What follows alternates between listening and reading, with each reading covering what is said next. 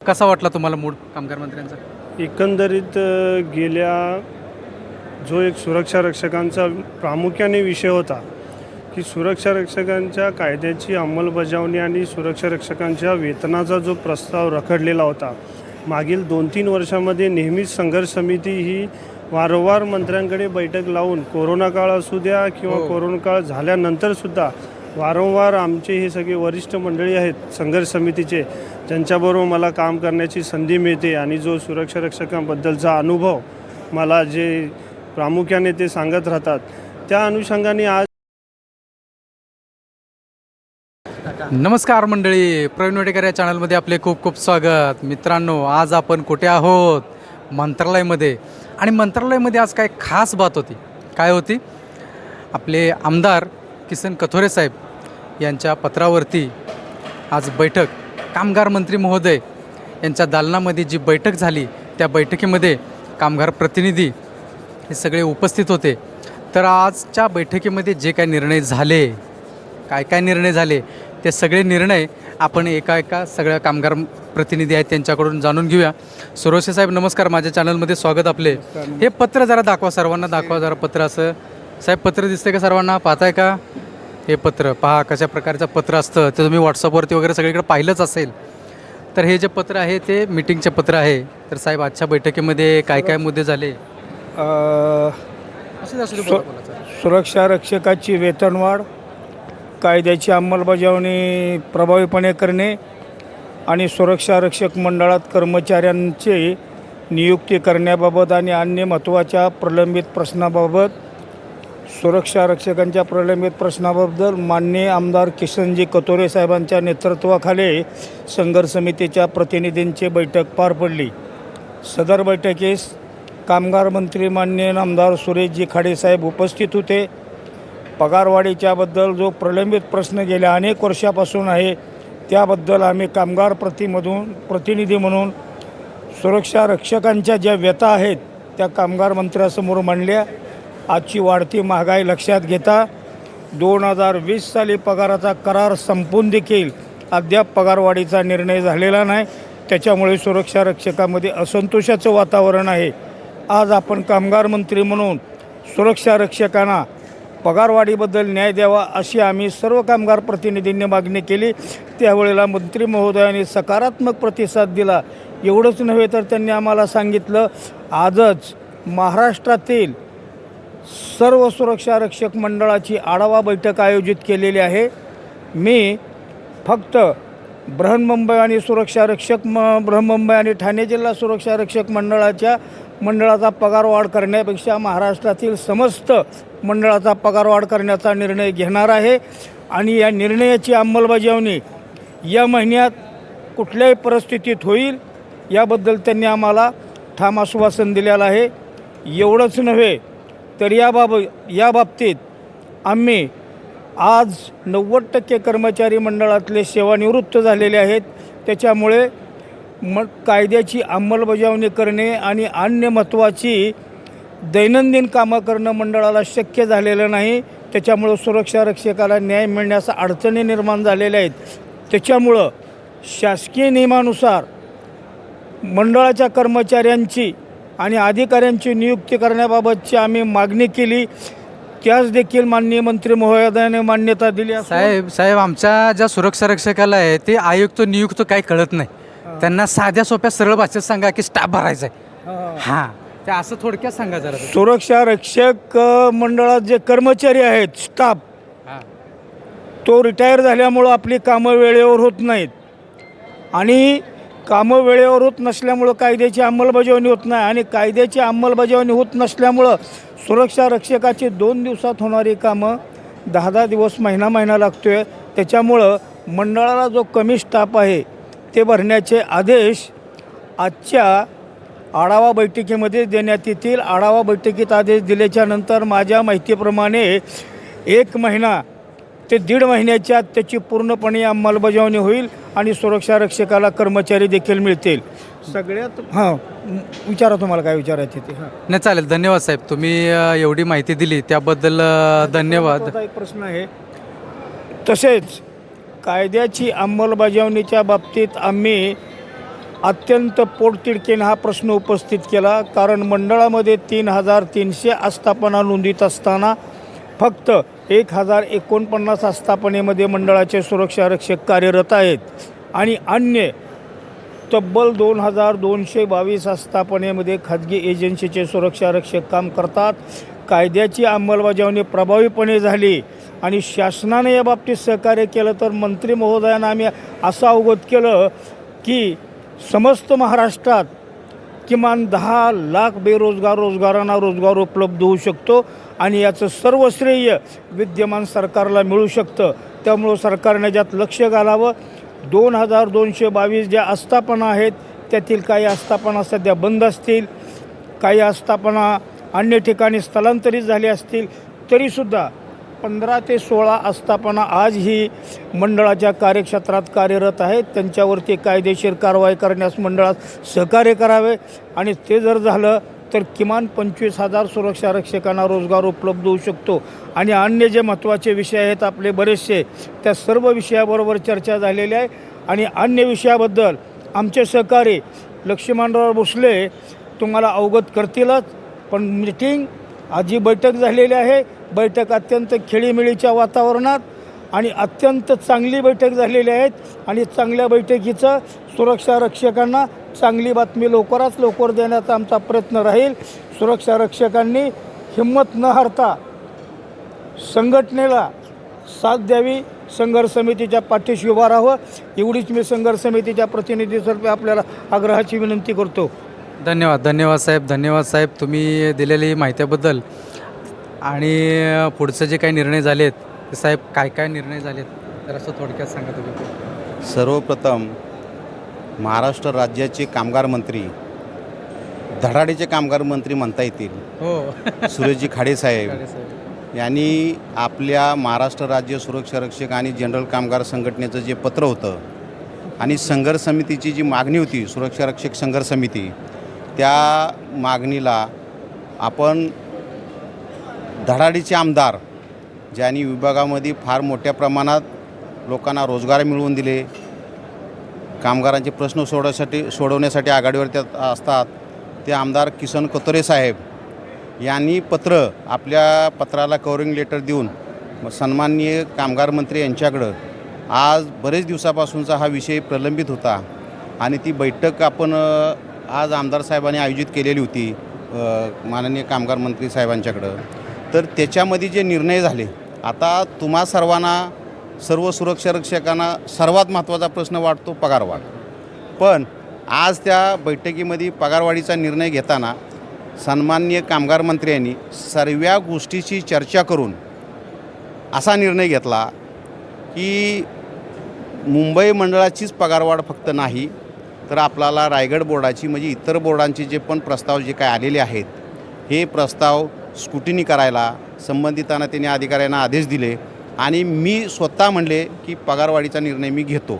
आता सुरक्षारक्षकांना काय आहे की पगारवाढ झालीच पाहिजे, आज बैठक झाली म्हणजे झाली पाहिजे असा सर्वांचा जो समज असतो. तर त्याच्यामध्ये थोडीशी आपण दुरुस्ती करावी की कामगार मंत्री पॉझिटिव्ह आहेत आणि त्यांनी आज आम्ही सांगितलं आमच्या मंडळाची पहिली करा, कारण आमच्या जो कामगार आयुक्तांच्या अध्यक्षतेखाली जे कमिटी नेमलेली होती त्यांचा तुमच्याकडं प्रस्ताव रिपोर्ट आलेला आहे. तर त्यांनी ते तपासला तर म्हणले हो आलेला आहे आमच्या कार्यालयामध्ये. तर त्यांनी सांगितलं की त्या रिपोर्टबरोबर त्या प्रस्तावाबरोबर बाकीच्यांचे जे प्रस्ताव होता म्हणजे पगारवाढीचे जे पत्र पेपरला जे जाहिरात दिल्या त्यांचे प्रस्ताव आले की सर्व मंडळाचा संपूर्ण महाराष्ट्राचा मी कामगार मंत्री म्हणून प्रत्येक सुरक्षारक्षकांच्या महाराष्ट्रातल्या विचार करण्याची माझी मानसिकता आहे. त्याच्यामुळं मी सर्वांचा पगार एक संघच वाढवणार आहे. त्याच्यामुळं तुम्ही गैरसमज करून घेऊ नका पगारवाढीचा. तर आमदार किसन कतोरे साहेबांनीसुद्धा पगारवाढी वेतनवाढीवरती जोर दिला.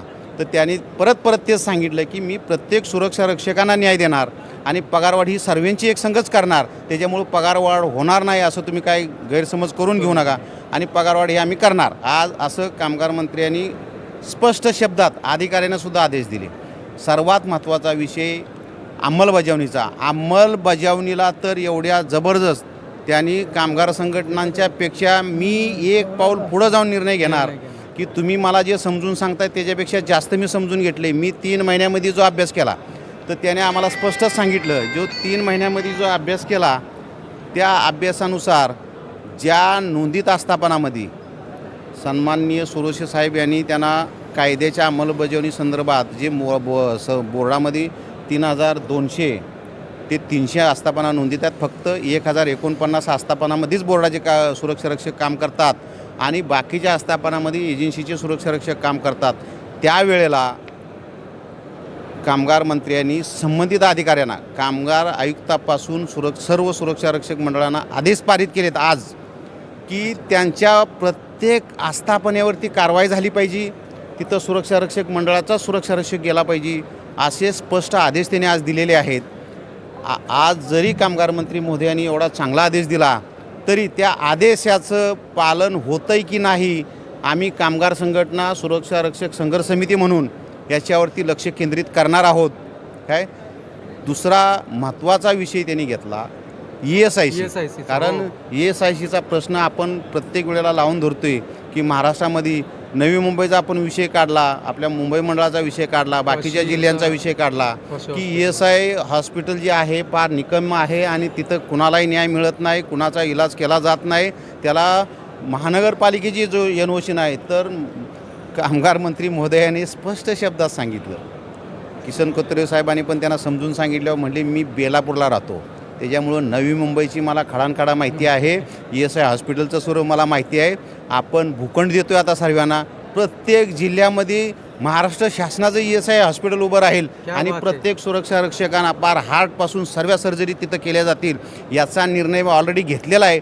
पण जो आता ESIला जे सुरक्षा रक्षक मंडळाचा जो निधी कापून जातो आपला, म्हणले महाराष्ट्र शासनाकडं ESI केंद्रीय ह्याच्याकडे ESIचा अफाट पैसा जमा आहे, त्या पैशाचा पुरेपूर वापर करायचा आम्ही निर्णय घेतलेला आहे. त्याच्यामुळे ESIच्या बाबतीत तुम्ही निश्चित राहा, असा तिने एक मतानं आज निर्णय घेतला. त्याच्यामुळं सर्व सुरक्षा रक्षकांच्या वतीनं सन्माननीय कामगार मंत्र्याचं अभिनंदन त्या बाबतीत. त्याच्यानंतर त्यांनी दुसरा एक विषय घेतला एनी पर्सनचा. आता तुम्ही म्हणाल एनी पर्सन, आपण बरेच वेळा व्हिडिओमध्ये सांगितलेला खंड 14 खंड 15 खंड 14 खंड 15. हो. तर त्याच्यामध्ये त्यांनी असा निर्णय घेतला की कुठल्याही प्रकारे कुणावरती अन्याय होणार नाही, काय जे कायद्यात बदल करायचे ते करतो. त्यांना आम्ही ते समजून सांगितलं की त्यावेळेला एक समिती, संभाजी पाटील निलंगेकर साहेब यांनी एक समिती नियुक्त केलेली होती, ह्या संपूर्ण बोर्डाचा कायद्याचा अभ्यास करायचा आणि त्याच्यानुसार त्या कमिटीने एक रिपोर्ट दिलेला आहे संपूर्ण महाराष्ट्राचा, म्हणजे एकत्रीकरण असू किंवा काय बाकीच्या संपूर्ण महाराष्ट्राच्या सुरक्षा रक्षकांना न्याय देण्याच्या बाबतीत. तर तो अहवाल माझ्याकडे होता. तर तो अहवाल म्हणले मला अभ्यास करायला द्या, मी अभ्यास करतो आणि ह्याच्यावरती निर्णय घेतो.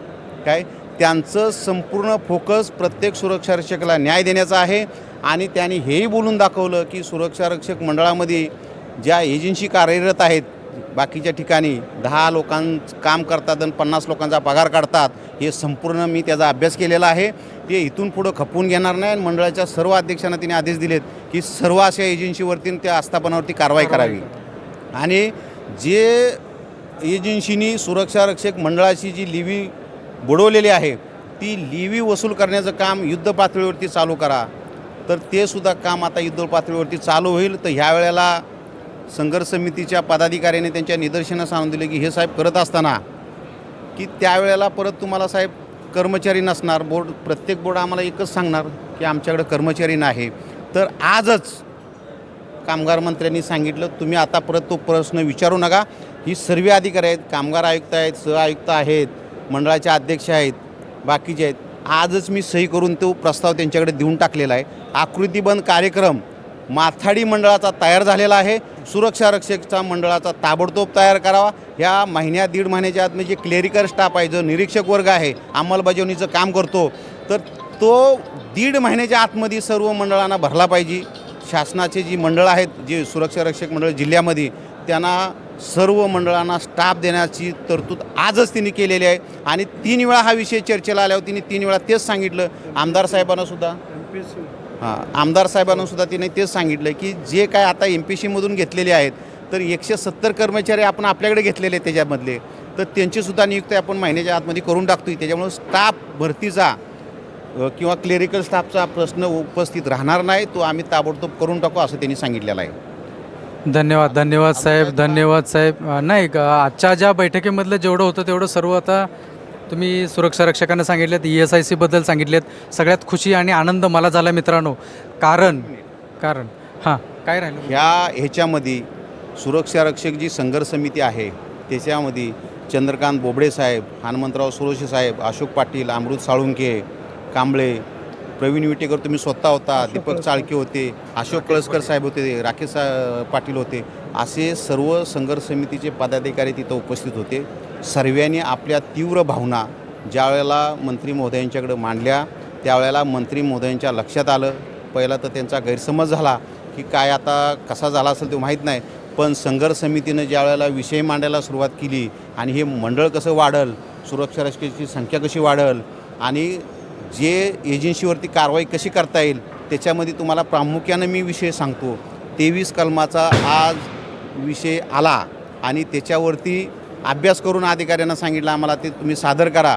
23 कलम रद्द करता येत असेल तर आपण रद्द करून टाकू, असे ह्या सुरक्षा रक्षक संघर्ष समितीच्या पदाधिकाऱ्यांच्या नेतृत्वाखाली चांगल्या प्रकारे आज चर्चा झाली. आता ह्या चर्चेचं फलित आपण लगेच म्हणण्यापेक्षा रूप खालं की तूप खालं की रूप येतं असं म्हणण्यापेक्षा जी चर्चा झाली त्याचा फॉलोअप घ्यायचं काम सुरक्षा रक्षक संघर्ष समिती करील एवढी ग्वाही देतो.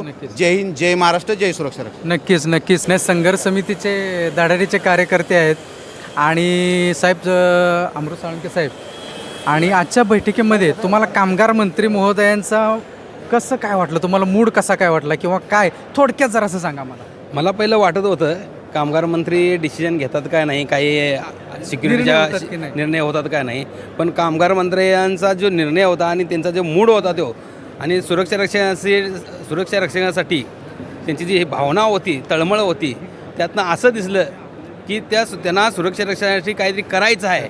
आणि मी 100% सांगतो त्यांनी जे आज निर्णय घेतला ते ताबडतोब अंमलात आणणार आहेत आणि पगार वाढत राहते लवकरात लवकर. साहेब आज तुम्ही मीटिंगमध्ये होतात, कसा वाटला तुम्हाला मूड कामगार मंत्र्यांचा? एकंदरीत गेल्या जो एक सुरक्षा रक्षकांचा प्रामुख्याने विषय होता की सुरक्षा रक्षकांच्या कायद्याची अंमलबजावणी आणि सुरक्षा रक्षकांच्या वेतनाचा जो प्रस्ताव रखडलेला होता, मागील 2-3 वर्षामध्ये नेहमीच संघर्ष समिती ही वारंवार मंत्र्यांकडे बैठक लावून कोरोना काळ असू द्या किंवा कोरोना काळ झाल्यानंतरसुद्धा वारंवार आमचे हे सगळे वरिष्ठ मंडळी आहेत संघर्ष समितीचे, ज्यांच्याबरोबर मला काम करण्याची संधी मिळते आणि जो सुरक्षा रक्षकांबद्दलचा अनुभव मला जे प्रामुख्याने ते सांगत राहतात, त्या अनुषंगाने आज माननीय मंत्री खाडेसाहेबांजवळ आज विविध विषयावर बैठक लावली होती. एकंदरीत आजच्या बैठकीच्या अनुषंगाने एक गोष्ट निदर्शनास आली की मंत्री महोदयांनी नक्कीच मीटिंगच्या अनुषंगाने आधी त्या सर्व विषयावर अधिकाऱ्यांशी चर्चा केली होती. जसे जसे वरिष्ठ मुद्दे वाचायला सुरुवात करतील त्या पद्धतीने त्यांच्याकडे उत्तरं तयार होती आणि नक्कीच त्या मीटिंगवरून आशा वाटते की येणाऱ्या काळात जे काही मुद्दे आज मीटिंगमध्ये उपस्थित झाले त्याचं 100% अनुकरण हे मंत्री महोदयांकडनं होईल आणि पगारवाढ असू द्या किंवा सुरक्षा रक्षक मंडळातील कायद्याची अंमलबजावणी होऊ द्या, ही येणाऱ्या 1-2 महिन्यामध्ये नक्कीच ती अंमलबजावणी होईल आणि पगारवाढसारखा जो एक महत्त्वाचा विषय रेंगाळलेला होता, नक्कीच आशा वाटते की माननीय मंत्री खाडेसाहेब हा विषय मार्गी लावतील. काही त्रुटी आहेत त्या नक्कीच आता सुधारणा होतील येणाऱ्या 15 दिवसात आणि पगारवाढसारखा विषय सोडवला जाईल आणि मीटिंग चांगल्या प्रकारे आमच्या वरिष्ठांनी जे मुद्दे मांडले त्यावर अनुकरण होईल मंत्रालय विभागाकडून, कामगार विभागाकडून, अशी आशा वाटते. धन्यवाद. धन्यवाद साहेब, धन्यवाद धन्यवाद. त्या मीटिंगमध्ये मी सुद्धा उपस्थित होतो आणि जी चर्चा झाली सुरक्षा रक्षकांच्या ज्या काही मागण्या आहेत त्या मागण्या इतक्या पोततिडकीने संघर्ष समितीचे आपले हे नेते मंडळी मांडत होते आणि कामगार मंत्री अरे बाबा काय बोलूनच देत नव्हते. म्हणजे प्रश्नावरती प्रश्न त्याचं उत्तर म्हणजे एवढं जबरदस्त आजची जी बैठक झाली. खरोखरच कामगार मंत्री पूर्णतः अभ्यास करून बसले होते आणि आमचे बदलापूरचे आमदार किसन कथोरे साहेब यांनीसुद्धा जे प्रश्न मांडले आणि जी सुरक्षा रक्षकांची त्यांनी सांगितले की माझ्याकडे तर रोज येतात सकाळी मी उठलो की ते आमचे सुरक्षा रक्षक आमच्या आणि आमदार आमचे बदलापूरचे किसन कतोरे साहेब यांनी जे आज पोटतिडकीने जे विषय मांडले त्यांचंसुद्धा मोलाचं सहकार्य हे लाभलेलं आहे आणि खरोखरच त्यांचं धन्यवाद मानायलाच पाहिजेत कारण त्यांच्यामुळे हे जी बैठक आहे ती बैठक आयोजित झाली या बैठकीचे फलित हे आपल्याला सर्वांना मिळणारच आहे. तुर्तास आपण थांबूया मित्रांनो. व्हिडिओ आवडल्यास शेअर करा, लाईक करा आणि आपली काळजी घ्या. धन्यवाद.